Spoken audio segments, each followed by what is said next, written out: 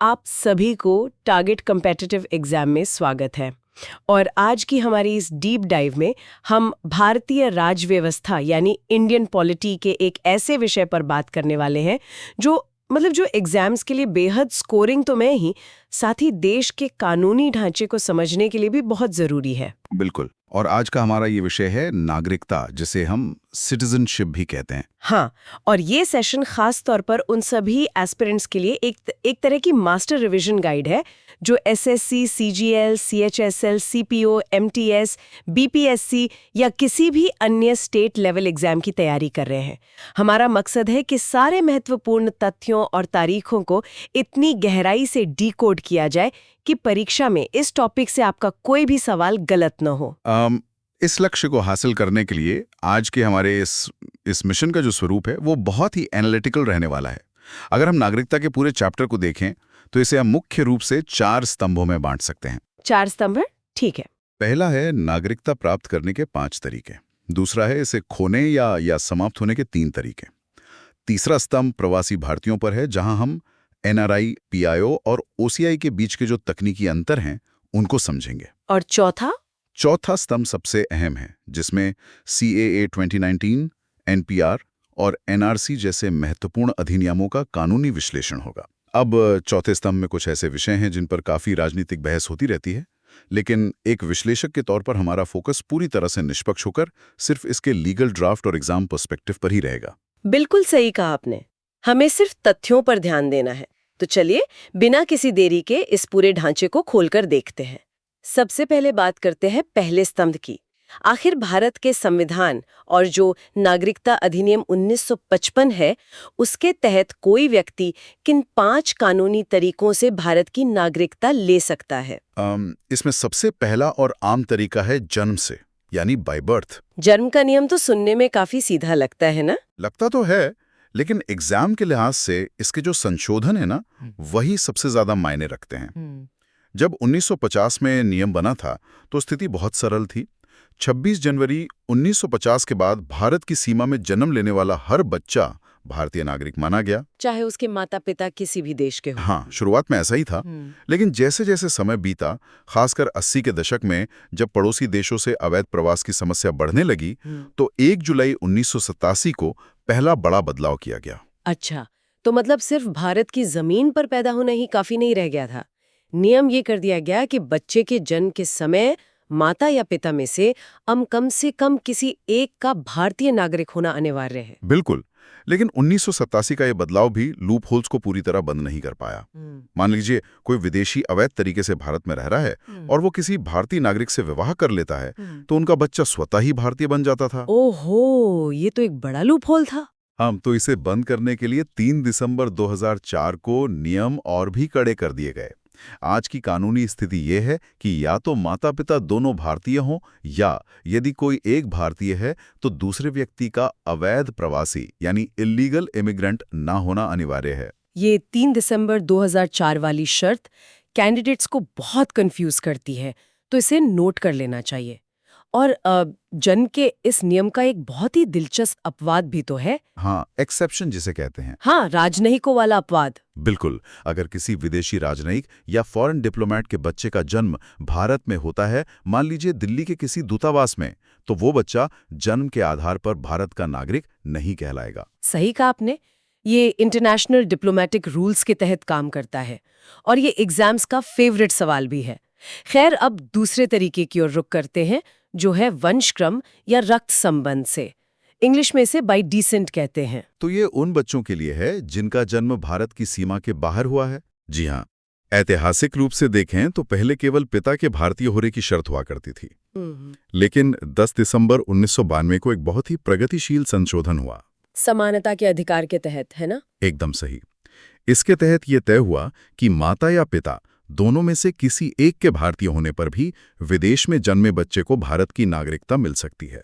लेकिन जैसे जन्म वाले नियम में बदलाव हुआ था, क्या वंशक्रम के नियम में भी 2004 में कुछ जोड़ा गया था? हाँ, जोड़ा गया था। 3 दिसंबर 2004 को ये अनिवार्य कर दिया गया कि विदेश में जन्म लेने वाले बच्चे का जन्म के 1 वर्ष के भीतर उस देश में स्थित भारतीय दूतावास में पंजीकरण यानी रजिस्ट्रेशन होना चाहिए। बिना रजिस्ट्रेशन के नहीं मिलेगी? लेकिन यहाँ मेरे दिमाग में एक सवाल आ रहा है। अगर उस बच्चे को जन्म के आधार पर उस विदेशी राष्ट्र की भी नागरिकता मिल गई जहां वो पैदा हुआ है, तो क्या वो जीवन भर दोनों देशों का पासपोर्ट रख सकता है? दोहरी नागरिकता की अनुमति नहीं देता, तो वो बच्चा जब वयस्क होगा यानी 18 साल का होगा तो उसे तय करना होगा, उसे एक देश की नागरिकता छोड़नी ही पड़ेगी। समझ गई। तो ये जन्म और वंश की बात हो गई। अब तीसरे तरीके पर आते हैं, पंजीकरण द्वारा या बाय रजिस्ट्रेशन। मान लीजिए किसी का भारत में जन्म नहीं हुआ है, नहीं माता पिता भारतीय हैं, लेकिन उन्होंने किसी भारतीय से शादी की है, तो उनके लिए क्या प्रोसेस है? ऐसे लोगों के लिए ही पंजीकरण का रास्ता है। ये मुख्य रूप से भारतीय मूल के विदेशियों यानी PIOs और ऐसे विदेशियों के लिए है जिन्होंने किसी भारतीय से विवाह किया है। इसमें परीक्षा के लिए जो समय सीमा का गणित है ना, वो समझना बहुत जरूरी है। वो 7 साल वाला नियम। हाँ, आवेदन करने से पहले व्यक्ति को कुल 7 वर्ष भारत में निवास करना होता है। लेकिन इसे गिना कैसे जाता है? आवेदन की तारीख से ठीक पहले के 12 महीने लगातार भारत में रहना अनिवार्य है। और बाकी के 6 साल? उन 12 महीनों से पहले के जो 8 वर्ष हैं, उन 8 वर्षों की अवधि में कम से कम 6 वर्ष भारत में बिताना आवश्यक है। तो कुल मिलाकर 12 महीने प्लस 6 साल यानी 7 साल। ये 1 + 6 साल का जो ब्रेकअप है, ये मल्टीपल चॉइस सवालों में अक्सर उलझा देता है। इसे बिल्कुल स्पष्ट रखना चाहिए। अब उन विदेशियों की बात करते हैं जिनका भारत से ना तो कोई पुश्तैनी नाता है, न ही वैवाहिक संबंध। उनके लिए चौथा तरीका है देशीयकरण या प्राकृतिकरण, जिसे बायनैचुरलाइजेशन कहते हैं। ये प्रक्रिया थोड़ी लंबी और कड़ी होती है। इसमें सबसे पहली शर्त है पारस्परिकता की या रेसिप्रोसिटी। इसका मतलब कि भारत सिर्फ उसी देश के नागरिक को ये सुविधा देगा जो देश अपने यहाँ भारतीयों को प्रकृतिकरण द्वारा नागरिक कर देता हो। बिल्कुल। दूसरी शर्त समय की है, जो यहाँ 14 वर्ष की है। मतलब आवेदन से ठीक पहले 12 महीने का लगातार निवास और उससे पहले के 14 वर्षों में से कम 11 वर्ष भारत में बिताना अनिवार्य है। इसके अलावा व्यक्ति का सही चरित्र यानी गुड कैरेक्टर होना चाहिए और जो संविधान की 8वीं अनुसूची में 22 भाषाएं हैं, उनमें से किसी एक का अच्छा ज्ञान होना भी आवश्यक है। और अंत में उसे संविधान के प्रति निष्ठा की शपथ लेनी पड़ती है। लेकिन इस लंबी प्रक्रिया का एक बहुत शानदार अपवाद भी है। मुझे अदनान सामी का केस याद आ रहा है। हाँ, वो अपवाद विशेष बुद्धिजीवियों के लिए है। यदि किसी व्यक्ति ने कला, विश्व शांति, विज्ञान, साहित्य या दर्शन के क्षेत्र में असाधारण योगदान दिया है, तो भारत सरकार ये 11 या 14 साल वाली सारी शर्तें माफ करके उसे तुरंत नागरिकता दे सकती है। गायक अदनान सामी को कला के क्षेत्र में योगदान के कारण ही नागरिकता मिली थी। और पांचवा तरीका तो सबसे सीधा है, अर्जित क्षेत्र द्वारा या बाय इनकॉर्पोरेशन। अगर भारत सरकार किसी नए भौगोलिक क्षेत्र को भारत में शामिल करती है तो क्या होता है? तो वहां के लोगों को कोई फॉर्म नहीं भरना पड़ता।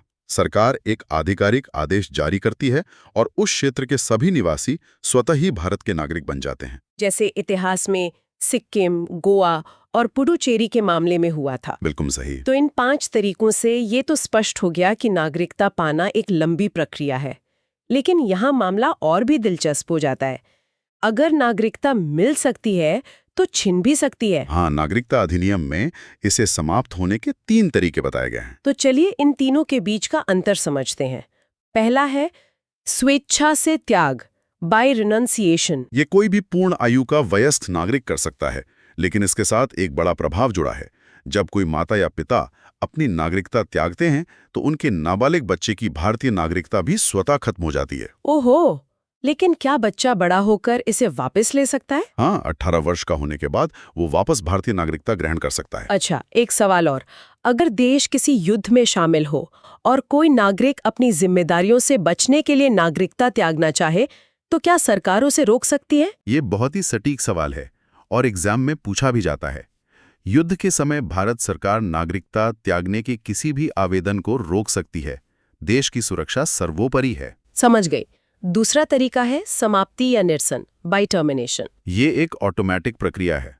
जैसे ही कोई भारतीय नागरिक अपनी मर्जी से किसी अन्य देश का पासपोर्ट ग्रहण करता है, ठीक उसी क्षण उसकी भारतीय नागरिकता कानूनी रूप से समाप्त हो जाती है, क्योंकि दोहरी नागरिकता अलाउड नहीं है। बिल्कुल। अब तीसरा तरीका जो सबसे ज्यादा दंडात्मक है, वंचित होना या बाय डेप्रिवेशन, यानी सरकार द्वारा नागरिकता छीन लेना। इसमें एस्पिरेंट्स को एक बात बहुत ध्यान से समझनी चाहिए कि सरकार जन्म या वंश से बने नागरिकों की नागरिकता नहीं छीन सकती। इस अंतर को समझना ही सबसे जरूरी है। वंचित करने का नियम केवल उन नागरिकों पर लागू होता है जिन्होंने देशीयकरण या पंजीकरण के माध्यम से नागरिकता प्राप्त की है। और सरकार किन कारणों से इनकी नागरिकता रद्द कर सकती है? इसके 5 विशिष्ट कारण हैं।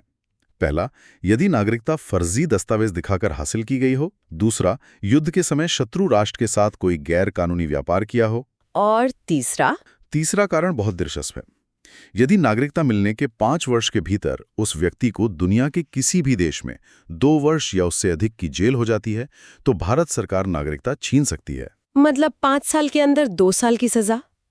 और चौथा कारण? बिना भारतीय दूतावास में रजिस्टर कराए लगातार 7 वर्षों तक भारत से बाहर रहना। और 5वां कारण है भारतीय संविधान का खुलेआम अनादर करना। इन 5 शर्तों पर अक्सर ट्रू फॉल्स वाले स्टेटमेंट के सवाल बनते हैं। खैर, अब हम अपनी चर्चा के तीसरे स्तंभ की ओर बढ़ते हैं, जो है विदेशी भारतीय। इस टॉपिक में तो बहुत कंफ्यूजन होता है लोगों को। हाँ, एनआरआई, पीआईओ और ओसीआई को लेकर। चलिए इसे एक एक करके स्पष्ट करते हैं। सबसे पहले एनआरआई यानी नॉन रेजिडेंट इंडियंस क्या होते हैं? एनआरआई शब्द को लेकर सबसे बड़ी गलतफहमी ये है कि इन्हें विदेशी मान लिया जाता है। हाँ।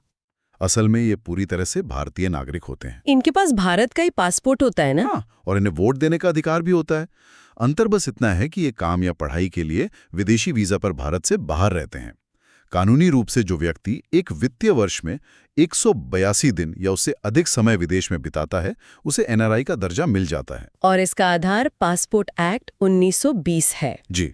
तो एनआर तो अपने ही लोग हुए। इसके बाद जो श्रेणी आती है वो है PIO, person of Indian origin. हाँ, ये भारतीय मूल के व्यक्ति होते हैं।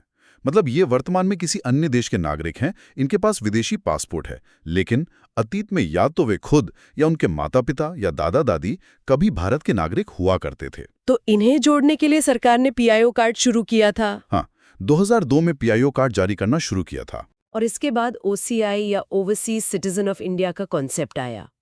इस नाम में सिटीजन शब्द जुड़ा है, तो कई लोगों को लगता है कि शायद भारत ने दोहरी नागरिकता दे दी है। ये एक बहुत बड़ा कानूनी भ्रम है।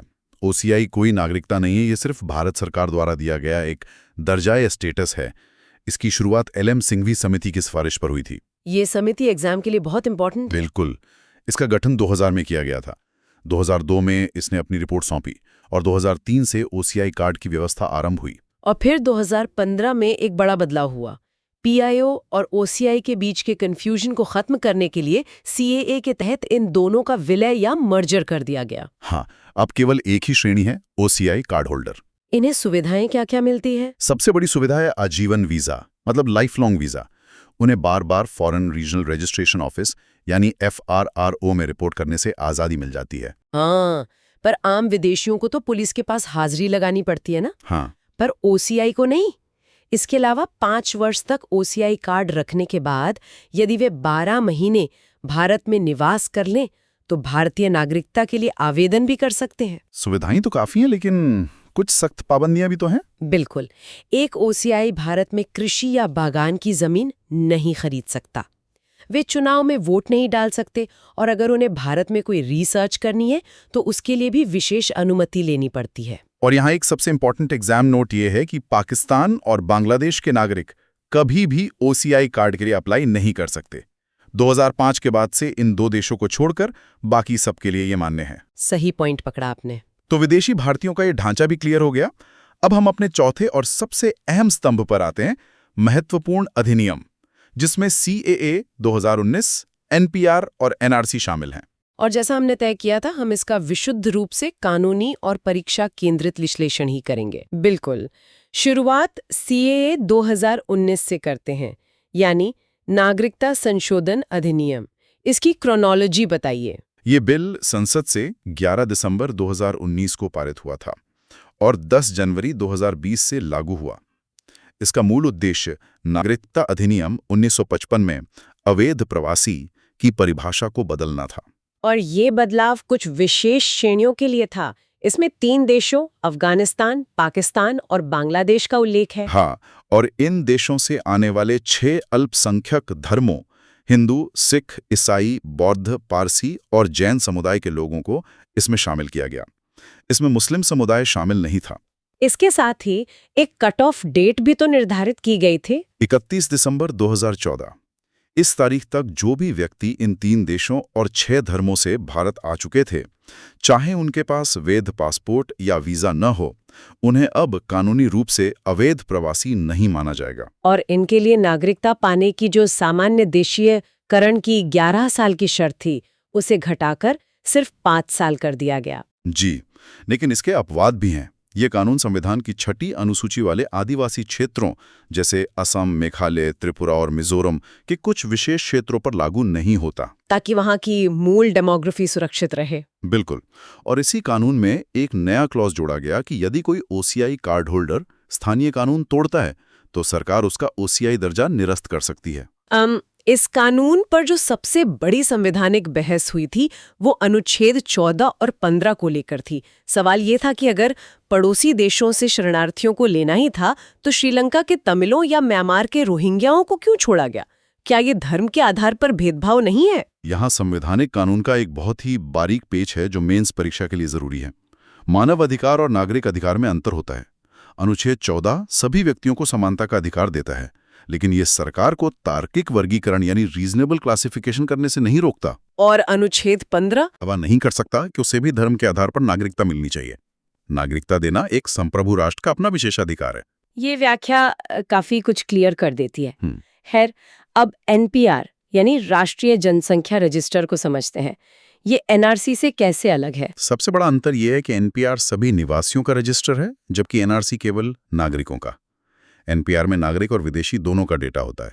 इसकी कानूनी शर्त क्या है? शर्त यह है कि जो भी व्यक्ति पिछले 6 महीने से भारत के किसी भी हिस्से में रह रहा हो या आने वाले 6 महीने वहां रहने का इरादा रखता हो, उसे अपना नाम एनपीआर में दर्ज कराना होगा। ये पहली बार 2010 में शुरू हुआ था और 2015 में अपडेट हुआ था, है ना? जिसमें लगभग 118 करोड़ निवासियों का डेटाबेस तैयार हुआ था।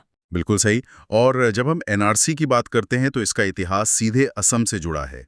80 के दशक में असम में अवैध प्रवासियों के खिलाफ बड़ा आंदोलन चला था, जो 15 अगस्त 1985 को ऐतिहासिक असम समझौते में बदला। असम अकॉर्ड। और इसके तहत असम के लिए एक कट ऑफ डेट तय की गई थी, 24 मार्च 1971। हाँ, क्योंकि इसके ठीक बाद बांग्लादेश का मुक्ति संग्राम शुरू हुआ था। एनआरसी की कानूनी प्रक्रिया में सबसे अहम बात है बर्डन ऑफ प्रूफ, यानी साबित करने का भार।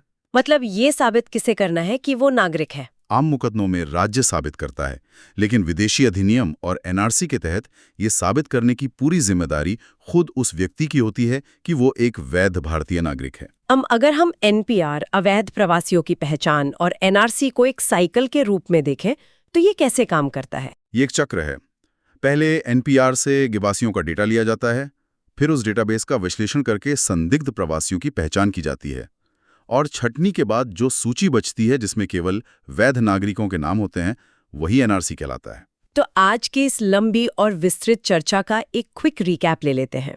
हमने नागरिकता प्राप्ति के 5 तरीकों और समाप्ति के 3 तरीकों को समझा। हमने एनआरआई, पीआईओ और ओसीआई के बीच के भ्रम को दूर किया, और अंत में सीएए, एनपीआर और एनआरसी का कानूनी विश्लेषण भी किया। परीक्षा की तैयारी कर रहे हैं सभी कैंडिडेट्स को मेरी यही सलाह है कि वे महत्वपूर्ण तिथियों, संशोधनों के वर्षों और विशेष रूप से अपवादों का बार-बार रिवीजन करें। सवाल अक्सर नियमों से नहीं, बल्कि उनके अपवादों से पूछे जाते हैं। ये बहुत ही काम की सलाह है। तो इस डीप डाइव को समाप्त करने से पहले एक विचारणीय प्रश्न में छोड़ना चाहूंगी। नागरिकता केवल एक कानूनी कागज नहीं है, ये एक जीवित व्यवस्था है जो वैश्विक पलायन और समय के साथ बदलती रहती है। सोचकर देखिए, भविष्य में जैसे जैसे दुनिया और करीब आएगी, इन नागरिकता कानूनों में और क्या नए संशोधन देखने को मिल सकते हैं। इस पर विचार जरूर कीजिएगा। इसी के साथ सभी एस्पिरेंट्स को उनकी तैयारी के लिए बहुत बहुत शुभकामनाएं। इस गहन चर्चा को यहीं विराम देते हैं। ज्ञान बढ़ाते रहे और आगे बढ़ते रहे।